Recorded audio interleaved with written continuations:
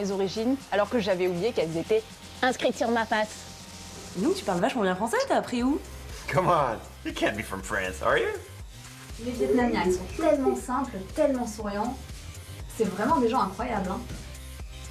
Je dis pas qu'il faut tout censurer, mais c'est triste de voir que ce sont toujours les mêmes clichés qui reviennent. Et les clichés, ça peut être mortel. Entre 2015 et 2016, à Aubervilliers, le nombre de vols avec violence contre les Chinois a triplé. Souvenez-vous de ce couturier, Shaolin Zhang, qui s'est fait tabasser à mort en août dernier. Eh bien, c'est un cliché qui l'a tué. Devinez ce que ces agresseurs ont dit à la police. Que autour d'eux, on disait que les Chinois avaient beaucoup d'argent. Sécurité! Ouais!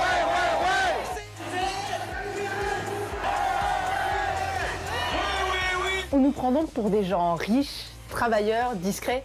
Alors ça, vous me direz, c'est des préjugés positifs. On devrait être content, non? Les gens qui disent que les Asiatiques sont très travailleurs sont justement ceux qui ont tendance à être le plus méprisants et le plus racistes envers toutes les minorités, qu'elles soient juives, asiatiques, qu'il s'agisse des Roms ou des gens du voyage. Donc on voit clairement que là, cela fait partie des préjugés envers l'autre. Quand on est une minorité dans un pays, si l'on s'élève, si l'on veut réussir, on dit on est jaloux parce qu'on veut monter trop haut, et si on ne le fait pas, on va vous mépriser. Donc c'est pile je gagne et face tu perds. Alors, avant de faire votre vieille blague sur les Chinois, réfléchissez-y à 2 fois ce que ça peut nous faire. Et pourquoi tu te prends la tête avec ça? T'es pas chinoise, t'es viette.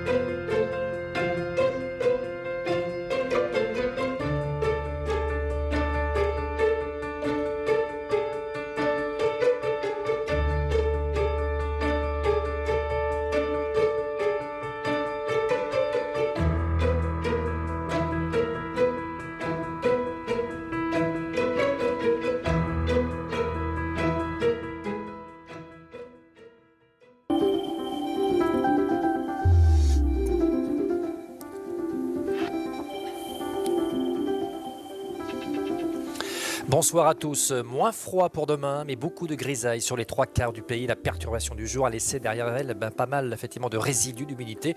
Une grisaille tenace, persistante qu'on va retrouver ce soir des Ardennes jusqu'à l'Aquitaine, avec même de la pluie sur les Pyrénées, de la neige au-dessus de 800 mètres. Des brouillards quelquefois givrants, donc notamment sur le nord-est. Un temps plus sec sur la façade est, avec aussi un ciel assez dégagé, mais beaucoup de Mistral et de Tramontane autour de la Méditerranée à 90 et 100 km/h pour demain matin. C'est un petit peu la même situation, avec toujours ces brumes et brouillards, cette grisaille tenace, persistante, des Ardennes jusqu'aux Pyrénées, avec quelques averses également du Poitou jusqu'à la Basse-Normandie. Puis en cours de journée, en cours d'après-midi, on a l'arrivée d'une nouvelle perturbation près des côtes de la Manche qui apportera des pluies faibles à modérées. Et puis sur l'extrême sud-est, eh bien là on voit effectivement que le ciel sera parfaitement dégagé, avec un soleil très généreux donc sur le pourtour méditerranéen sur la Corse, avec toujours ce Mistral et Tramontane à 60-70 km/h. Pour les températures minimales demain matin, elles sont froides sur le nord-est, -2 pour Strasbourg, -4 à Mulhouse, 4 à Paris, 7 pour Brest, 3 à Marseille et 5 pour Perpignan. Alors pour les maximales, maintenant l'après-midi, eh bien c'est vraiment la douceur qui progresse et qui gagne du terrain pratiquement sur les 3/4 du pays, sauf sur la façade est où on a des températures de 3 degrés seulement à Strasbourg, alors qu'on aura 12 degrés à Brest en Bretagne, 7 à Bordeaux, 3 à Grenoble comme à Lyon, 8 à Marseille et 12 pour Perpignan. Alors pour la suite, eh bien mardi, on aura cette perturbation qui va glisser en direction du sud. On aura des chutes de neige de la Lorraine jusqu'aux Alpes du Nord, avec de la pluie sur le sud-ouest, de la neige vraiment sur l'ensemble des massifs, ça c'est une bonne nouvelle. Et puis à l'arrière, c'est le retour des éclaircies. Mercredi, eh bien, c'est une nouvelle perturbation qui arrive sur le pays. Je vous souhaite une très belle soirée.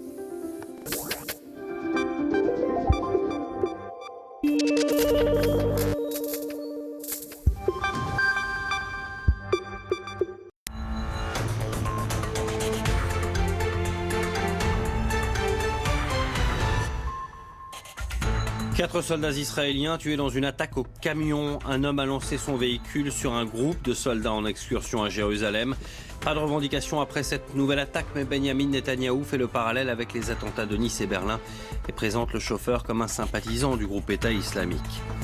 La mort en Iran d'Azmi Rafsanjani à 82 ans. Il avait notamment été président de la République islamique de 1989 à 97, fonction qui l'avait amené à reconstruire le pays après la guerre en Irak.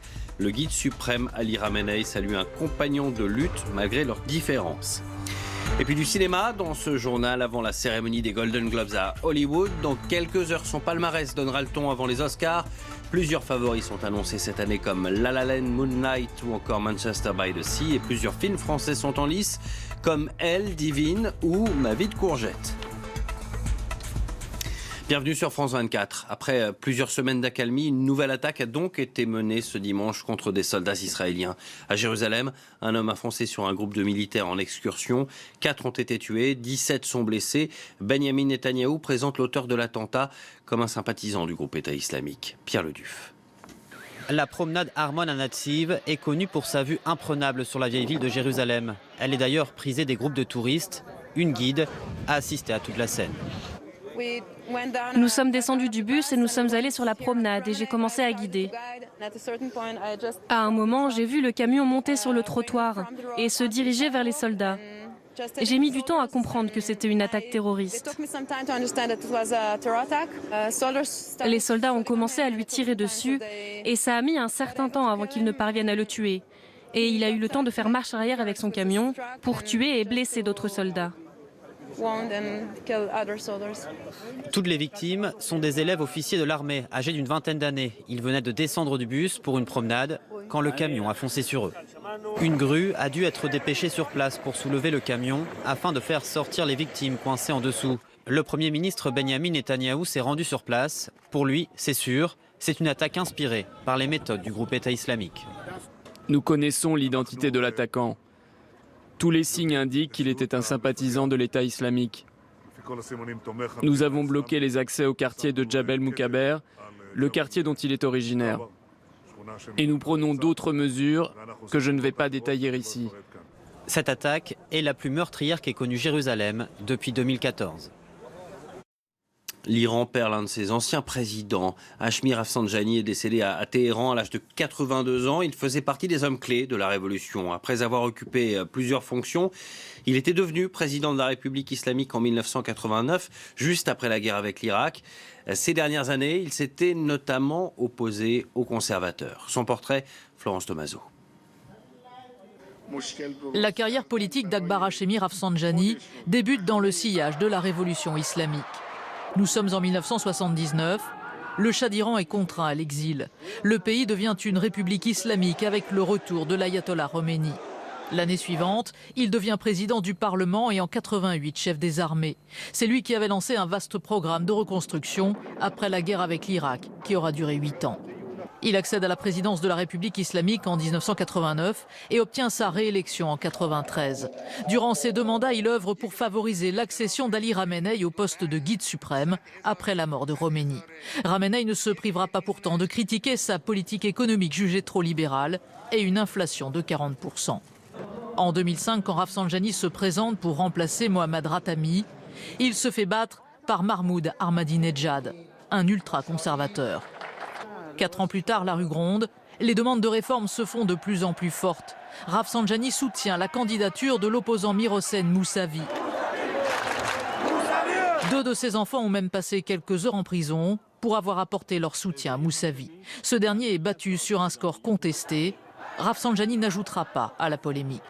Mais en soutenant le candidat réformateur, il devient la bête noire de l'aile dure du régime. En 2011, il entre en disgrâce et perd la présidence de l'Assemblée des experts, un organe qui peut démettre le guide suprême. De plus en plus attaqué par les ultra-conservateurs, il ne parviendra pas à poser sa candidature pour la présidentielle de 2013. Il soutient alors le réformateur Hassan Rouhani, qui finira par être élu haut la main.